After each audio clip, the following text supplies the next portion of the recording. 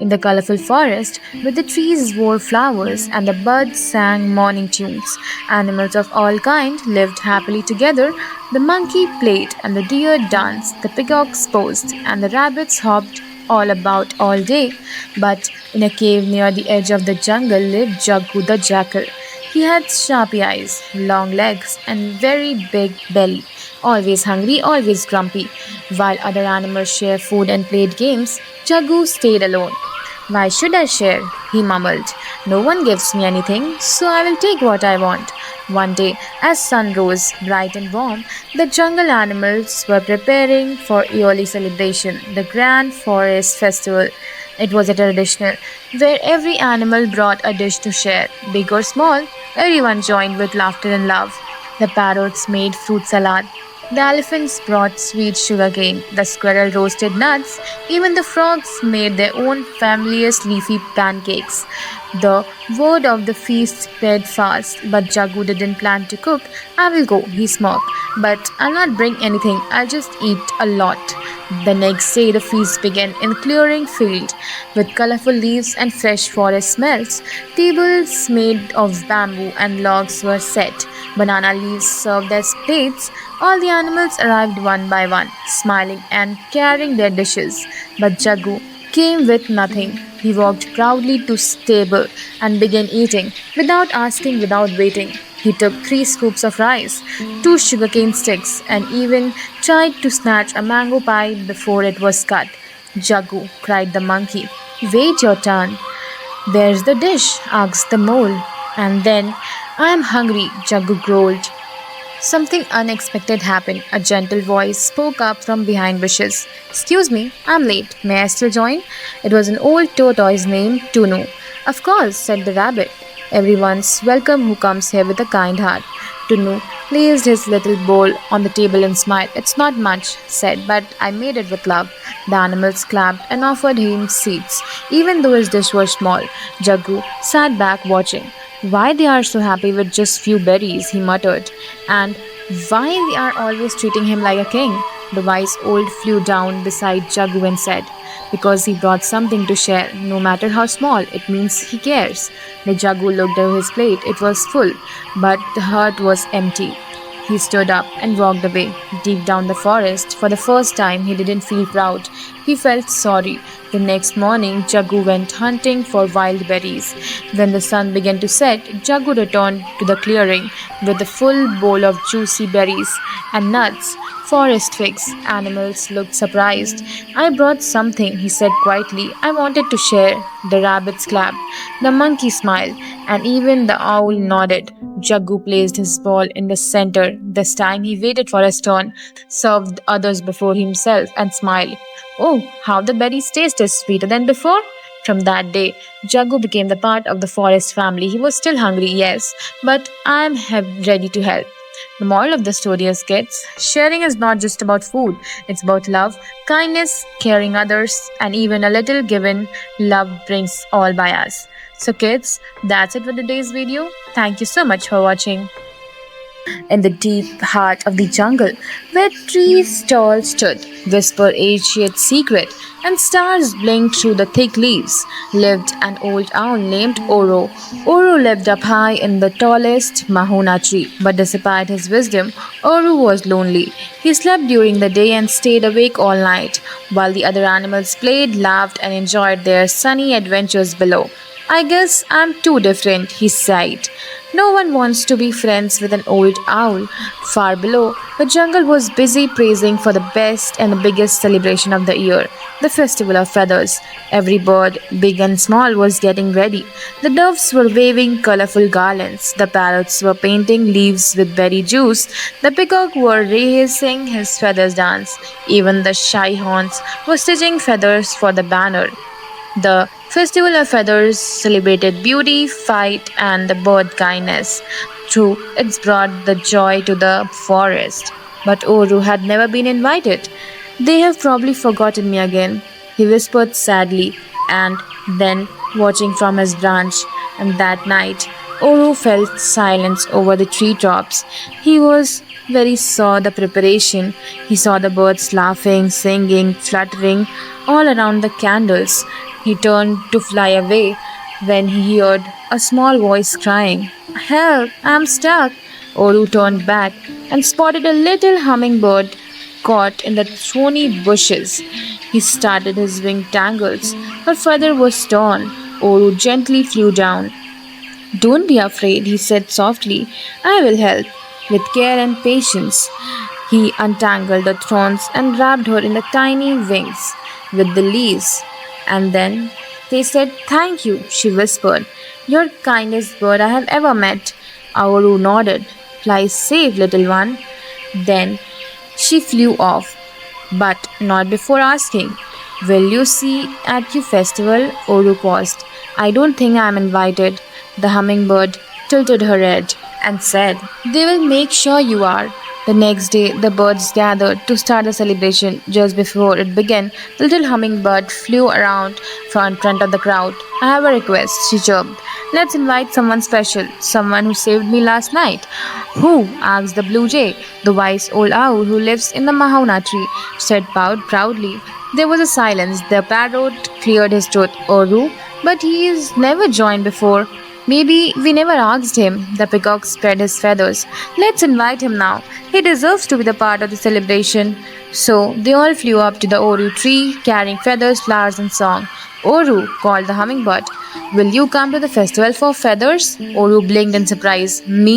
But I'm old. I'm asleep during the day. I don't have bright feathers like you all." The dove smiled. "You have the brightest heart," the parrot added, "and the wisest wing," peacock bowed. "And tonight you will lead to our first dance." Oru felt something warm in his chest, something he had never felt in years: joy. That night, the festival of feather becomes with light, laughter, and music. The birds followed the sky, sparkled with feathers and friendship. From that day, Oru was never lonely again. He was no longer just a night watcher in the tall tree. He was a friend, a hero, a dancer at Festival of Feathers. The moral of the story is, kids, sometimes the quietest ones have the kindest hearts. Never leave anyone out. Everyone have something more beautiful to share.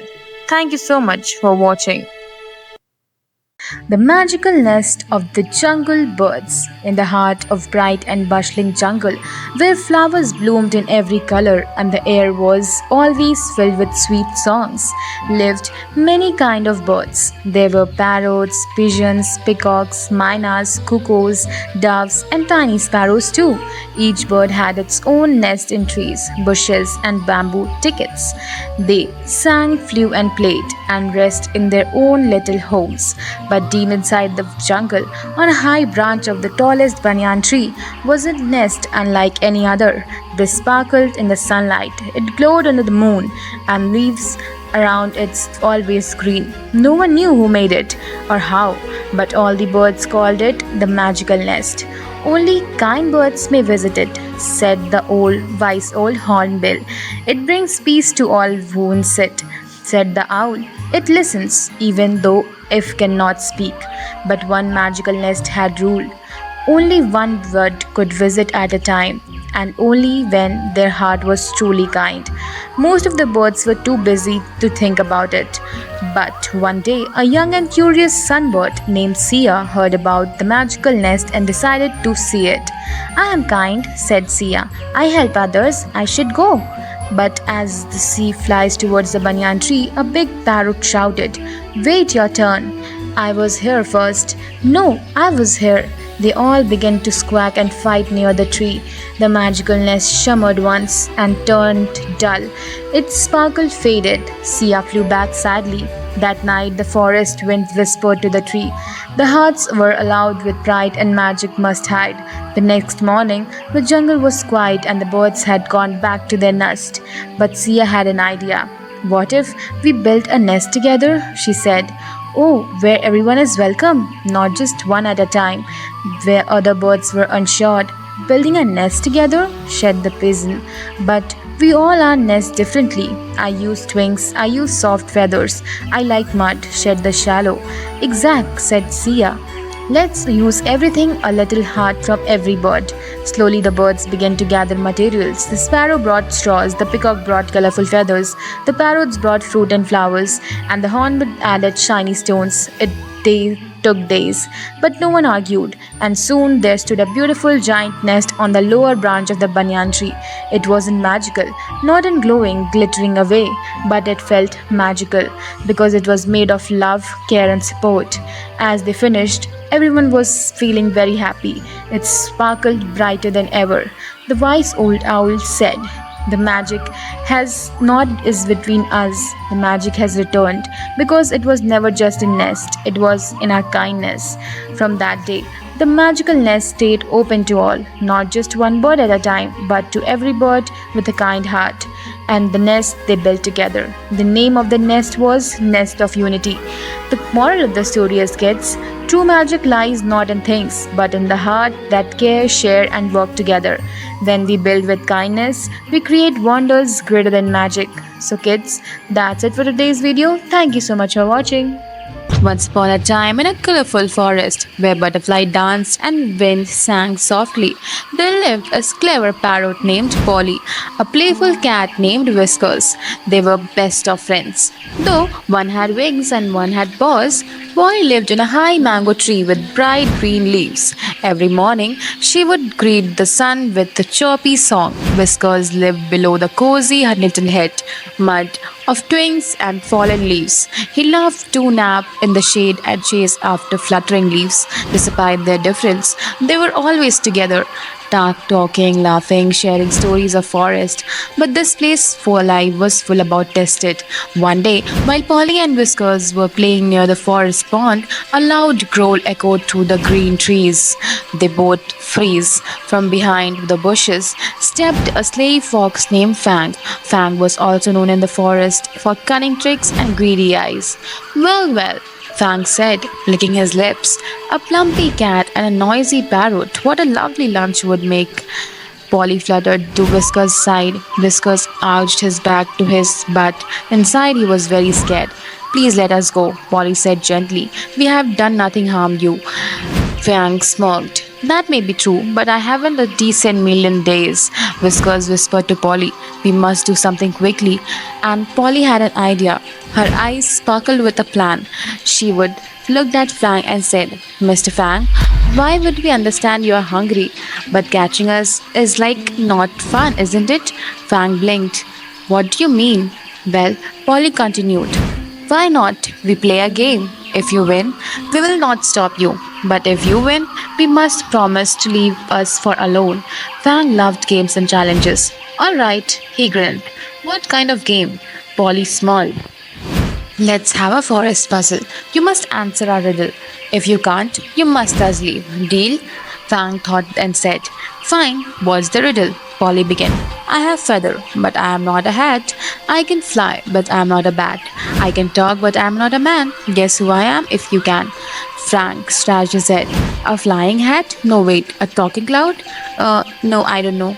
He growled in frustration. "It's too hard." Polly fluttered his wing. "The answer is parrot, me." Fang growled even louder. But the Polly continued. "Now it's your turn to ask again." Whiskers stepped forward in the riddle. "I have 4 legs and a fluffy tail. The meow at night and chase my tail. I sleep all day and screech with pride. Guess who I am with the fur I hide." The fangs squinted. Is it fox?" "No, wait, that's me."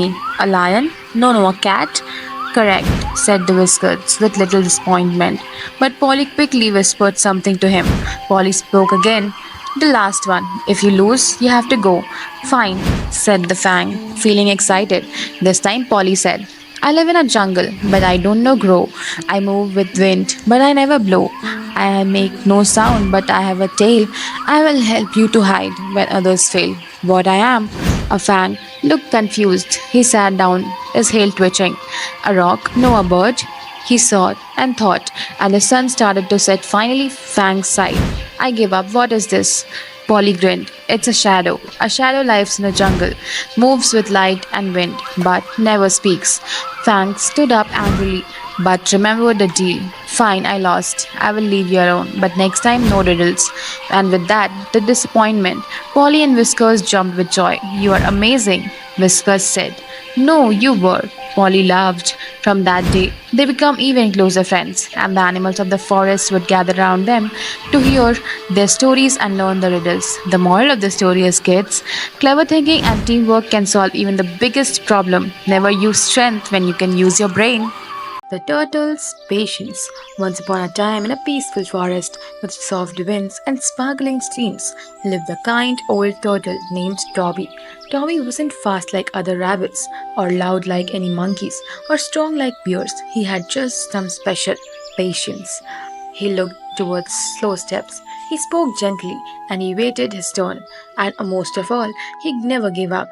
And no matter how small the things grow, all the animals in the forest liked Toby, but some of the younger ones would laugh behind his back.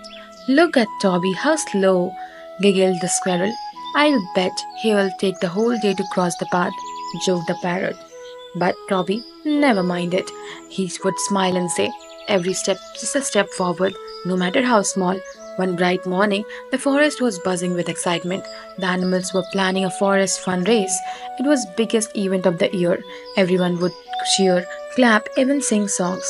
Who want to race? Called the monkey announcer. I do. I'm ready. Let's go. Suddenly, a small voice said, I would like to race too. It was Toby. All the animals looked at him. You, said the rabbit. You can't be serious. You are too slow, said the fox with smirk. But Toby just smiled. I may be slow, but I'll try my best. All the animals laughed at the monkey and said, if he wants to join, let him. It's race for all. So race was set, and the path ran through the forest over the streams around the tall trees and the big rock. The next morning, animals gathered to watch. Birds flew above to see the race from the sky, and the jungle drums beat. Boom, boom, boom. Ready, said the monkey. Set, go. The racer dashed off. Whoosh. The rabbit ran like the rapid wind. The deer leaped over logs. The parrot zipped through the air, and Toby, he took one step and the another and the another. Some animal giggled. Some shook their head. He will never finish, they whispered. But Toby didn't stop. As the race went on, something surprising began to happen. The rabbit ran so fast that he didn't look even, and he just kept on going one careful steps. Rabbit ran so fast, and he was wrong. He jumped into a tree and had to rest. The parrot flew too high and got tired and had to perch on a branch to catch his breath. The fox tried to take a shortcut but got stuck in bushes. Meanwhile, Toby just kept walking slowly but surely. The animal noticed.